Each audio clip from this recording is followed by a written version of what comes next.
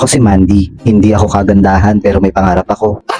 Gago! Pagkagising ko nga abala na tong mga kapatid ko sa paggagayak ng handa ni Neneng B. Sino si Neneng B? Eto siya, ang nanay kong hindi naman kagandahan pero may pagkamaselan.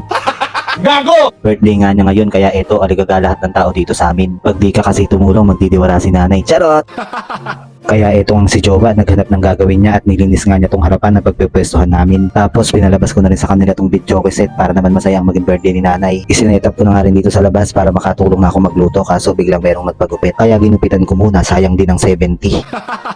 Tapos pagkayari ko nga magupit, tumulong na rin ako magluto. Nung luto na nga yung ibang ulam, sumingit na rin kami ng kain ni Jowa. Wow! Sana all. Pagkakain nga namin, tinesting ko na tong video tapos biglang nag-aya tong si ate na pumunta ng palengke. Kasama pa nga namin tong mga pamangkin ko para daw makakilos yung mga ina nila. Tapos dito nga kami nagpunta sa GNB, bumili kami ng juice tsaka ng isang kahong gin. Wow! Nung nakabili na nga kami ng alak namin para sa pagwawalwal namin, pumunta naman kami dito sa Goldilocks at binili namin ng cake si nanay. Tapos bumalik na nga kami ng bahay. Pagdating nga namin sa bahay, papayari na rin sila sa mga niluluto nila. Kaya nagpabili na rin ng yelo si ate para sa alak namin mamaya, mahirap na daw ang mabitin sa yelo. Tapos naligo na nga kami ni Jowa bago magdagsaan ng mga bisita at inayos ko na ang pagkain. Kaya po, ano po ang handa ng inyong nanay?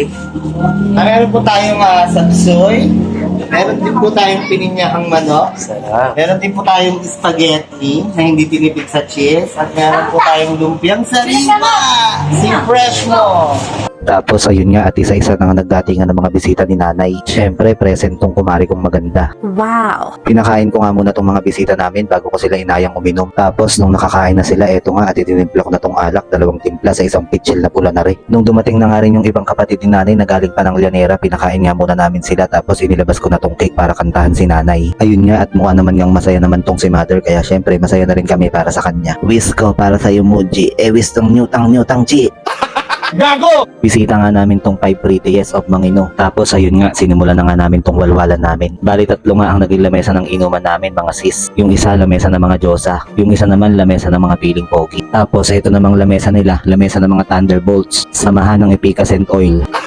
Gago! Tapos sa kalagitnaan nga ng walwalan, bigla na lang nagduduwit tong si Sharon Cuneta at si Robin Padilla. At ito nga si Regine na nakuha ko ng libre ang talent fee dahil kumari ko hindi rin nagpakabog. Tapos may napadaan niyang dancer kaya nag-intermission number na din siya. Tapos ayun nga, napagod nga tong si kumari kong Regine sa naging concert niya kaya ayan at hinayaan muna namin siyang magpahinga. Gago! Nung hindi na nga kinaya ni Regine, nagpapaalam na nga tong mga mari ko at uuwi na nga daw sila. Kaya pinayagan ko na dahil nalasing na rin ako at hinatid ko nga sila sa labas. Ang mga syuta nakipagbaklaan pa bago tumambling pa uwi.